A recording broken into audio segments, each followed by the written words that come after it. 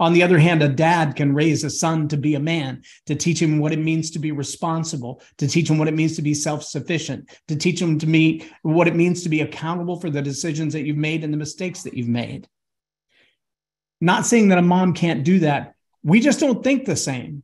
My son, I remember sitting in my recliner and I kept hearing this thud against the wall. I'm thinking, what is that noise? First, I thought it was a sonic boom. And I get up and I'm looking all over the house and I'm not finding what's causing it. The washer's not out of balance. There's no ceiling fan falling. I don't get it. So I sit back down in my recliner and I hear that thud again. Finally, I get up and make my way around the corner. I open the bedroom door and here's my two boys. One of them sitting in the floor in his tidy whities, laughing so hard on a pile of pillows he's about to wet himself. The other one is on the top bunk in nothing but his drawers and a football helmet.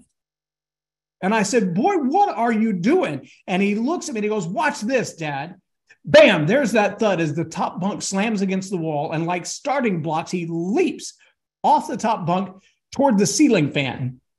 He falls to the floor next to his brother. They're both laughing. And I looked at him and I said, boy, you're going to hit your head on the ceiling fan. He said, I know, Dad. That's what I'm trying to do. That's why I have the helmet on.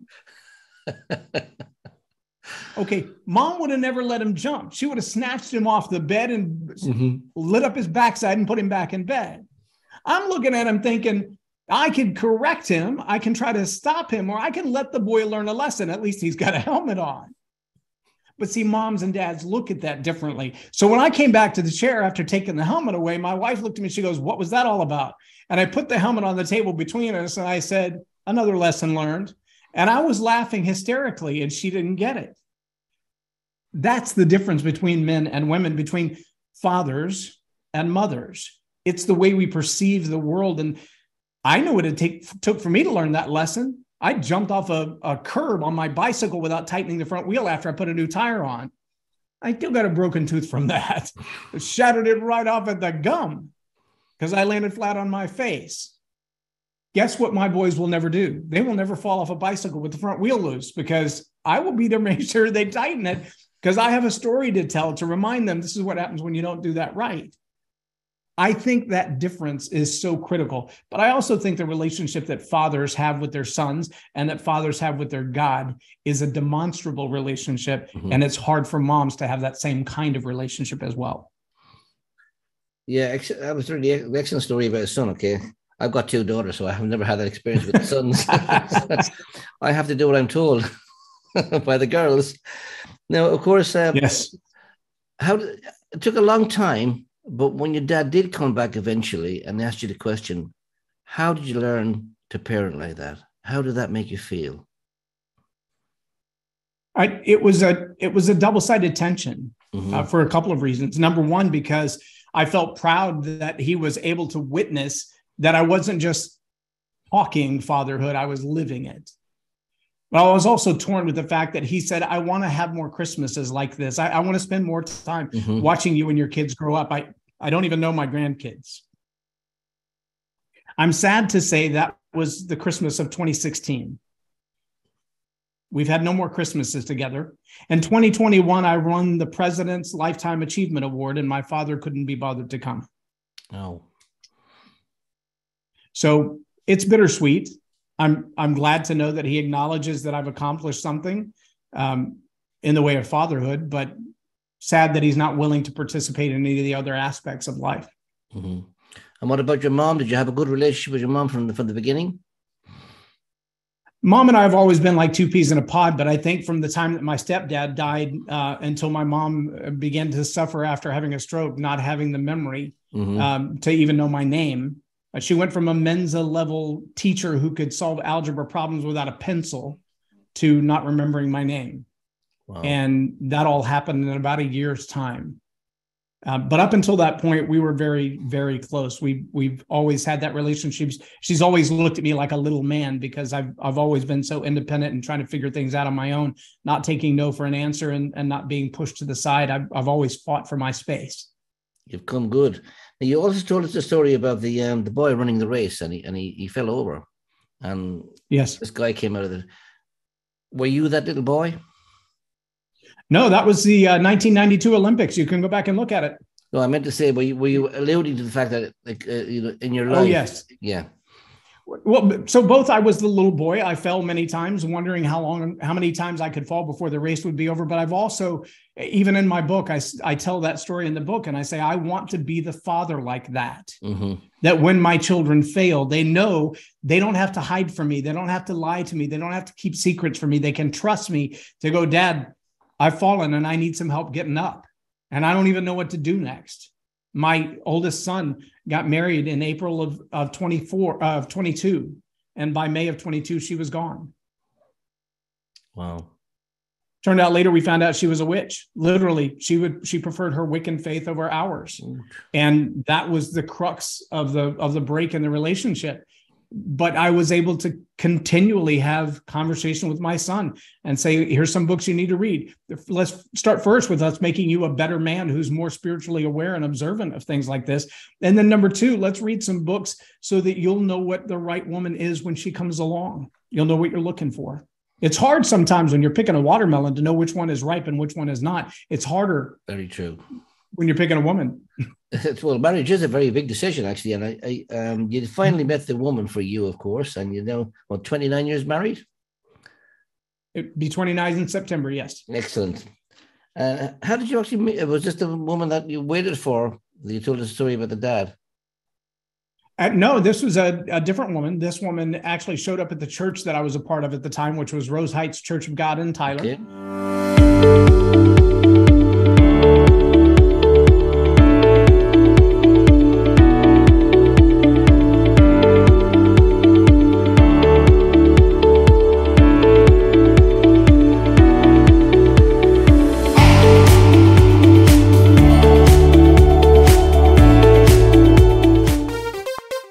Life Stories.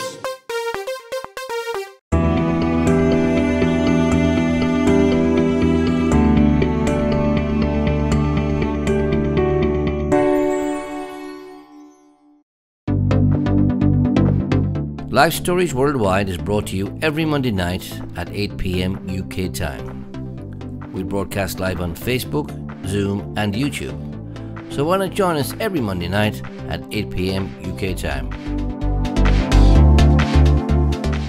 And she filled out a visitor's card. At the time, I was part of a visitation team, and we would go out to people who were new to the area, new to the church, and say, "Hey, come back to church." And so she came on a Sunday. My visitation team partner and I went out that Wednesday night.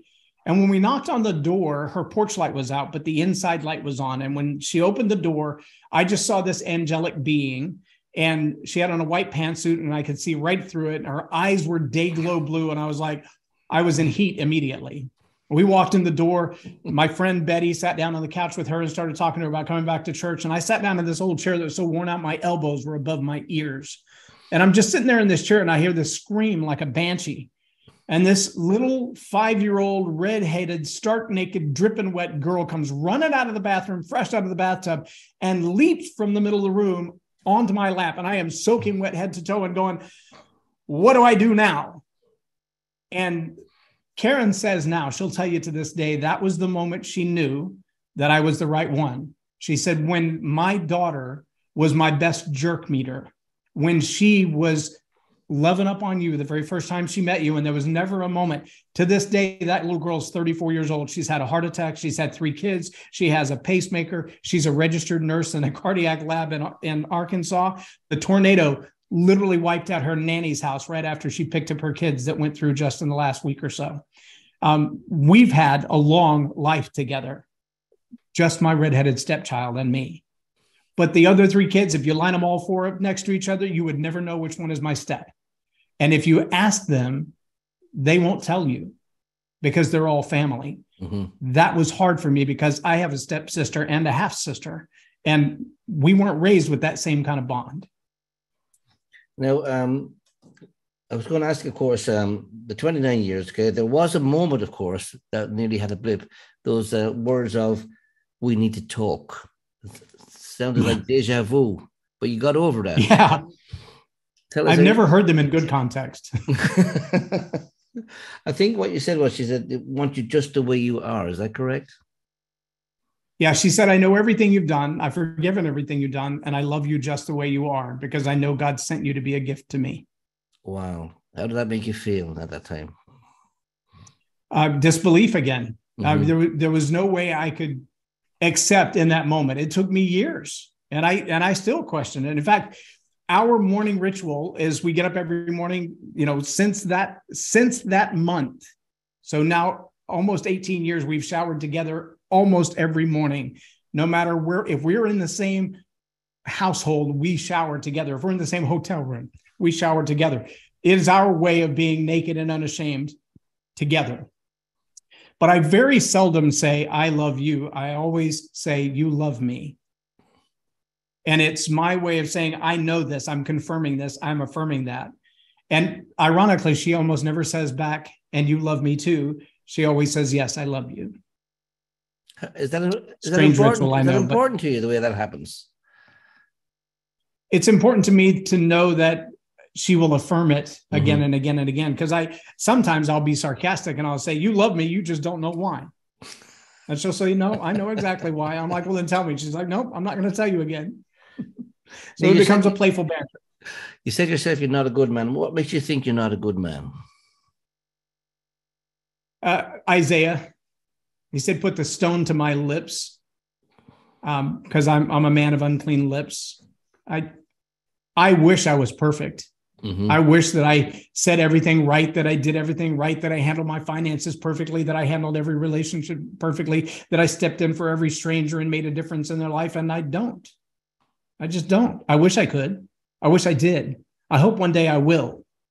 But until then, I have to be honest and be real with myself and say, don't get too big for your britches, because you still got a lot of room to grow, a lot of ways to be better. Well, we're hoping that your story will indeed encourage a lot of people here tonight and when they watch it at a later time. But just tell us a little bit about your books. How many books have you got out at the moment? 3 that are published, 4 more that are in the works. Is that right? 3. So Live a More Excellent Life is the one for those who are starting out and starting over. It's a collection of stories to teach life lessons that some people didn't learn. God at Work is a collection of the poetry and short stories that I wrote the entire time that I was in the Air Force. It's 465 pages of me going as a soldier through that journey to figure out what it means from, I don't even know my faith at all. I don't know anything about it.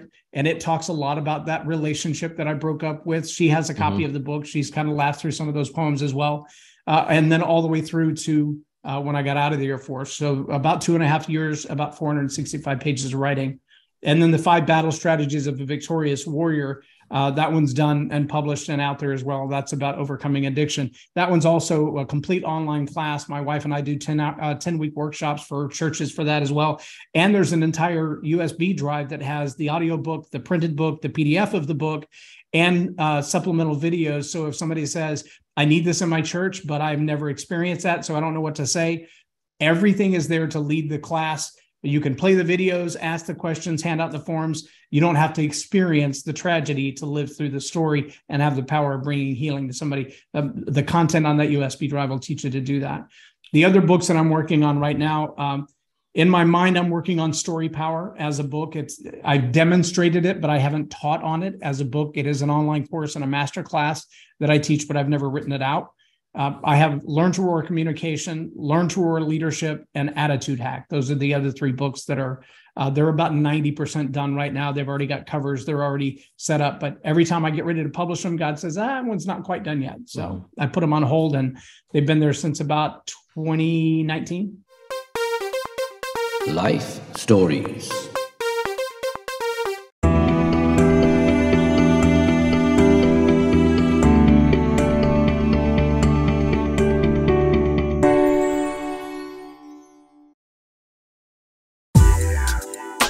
You can subscribe to our YouTube channel, Life Stories at Lunch, where you can see and hear many more life stories. Don't forget to click the bell so we can notify you when we are live on YouTube. And the published material, is that easily available? On Amazon. Yeah, if you just search my name on Amazon, you'll find them. There was one question I wanted to ask on your little brief bio that you gave us. It says, serving political candidates. How, as a Christian, can you serve political candidates? Because they're known for them being slippery, and don't always tell the truth. How can you marry up the two? So the first thing that I tell people is there's nothing more damaging to your credibility as a leader, as a communicator, than telling a story that's not yours. Dale Carnegie says it this way: if you're going to tell a story, you've got to earn the right, be eager to tell it, and tell it with enthusiasm. If you can master those three things, then you can tell the story. But earning the right means I've lived through it, I was an eyewitness to it, or I have thoroughly researched it. Mm-hmm. Now, you know as well as I do, you've heard politicians and preachers share a story or an anecdote that they have zero relationship to. Mm-hmm. And half the time when they finish telling it, you realize, I heard that from somebody else and they told it better, or you forgot the punchline altogether.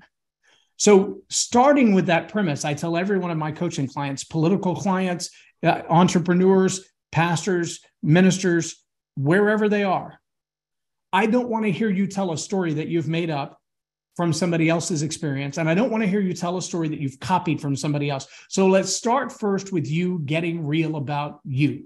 Mm-hmm. I can't tell you how many political candidates I have started the process with, and 6 months in, they're like, I'm a completely different person and politics is not where I'm going. They had a prideful hunger for power until they got a real look at who they were. Story power is a real thing. I love you just the way you are is a story that changed my life. I'm a high school dropout and I'll never do better than being a janitor is a story that will change your life. I believe better in you because I've seen evidence of better from you is a story that will change your life. And when one client came to me and he said, I'm so determined that I'm going to run for office that I told my wife if she's not up for it, she's free to go. And I looked at her and I said, but your wife's pregnant. He said, yeah. I said, the candidate you're running against is running for the seat because her husband died in office.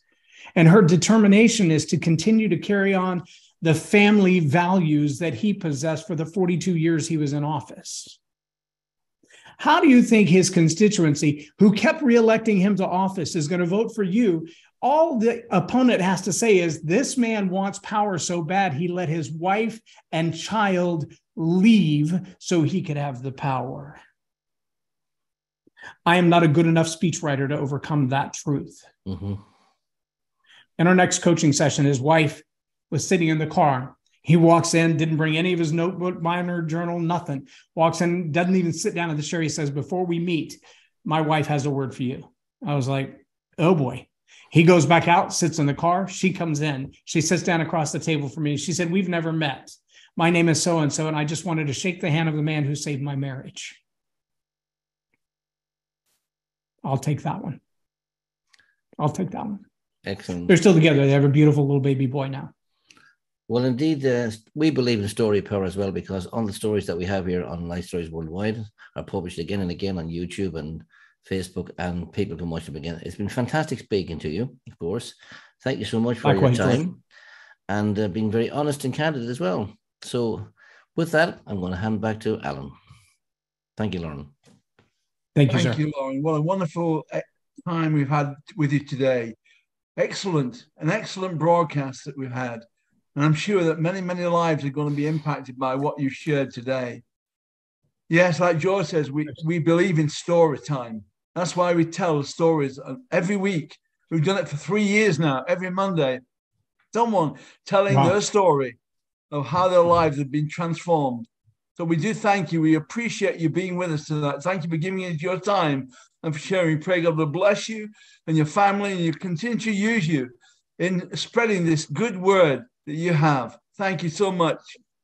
Thank you, George. Thank you. Thank you for having me. Thank you, Howard. Thank you all for being with us today. If you do want to contact us, there's several ways you can contact us. You can see our phone number, +44 794 355 0287. You can contact us by email at lifestoriesworldwide@gmail.com. You can visit our website, www.lifestoriesworldwide.com. And there you'll find all sorts of information that will help you, including how can I get to know God? And there's our salvation prayer link as well. And the Bible app that you can download to help you in your private devotions. You can also subscribe to our YouTube channel, which is Life Stories at Lunch. We encourage you to subscribe to that. And don't forget to click the bell so we can notify you when we're live on that. You can also message us on Facebook at any time. So we do thank you for being with us today. And I encourage you to join us again next Monday at 8 o'clock UK time for another life story, another story. Next week, we have a husband and wife team who are going to be sharing. Michael Davis and Shalmia Davis from Birmingham in the UK. Michael is a musician and a songwriter, and Shalmia is an author and social worker.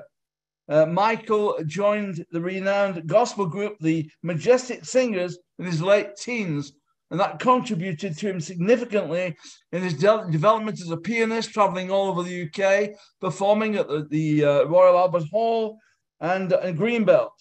And Shalmia is from a Caribbean background, and after many years working as a qualified social worker, she decided to explore a passion for writing, creative writing. So next week, a wonderful story coming from a couple, Michael and Shalmia Davis. Tell your friends to join us next week at 8 o'clock. So thank you again, all of you. May God bless you. May you know the peace of God which passes all human understanding. And may the joy of Jesus fill your hearts. God bless you all. Bye.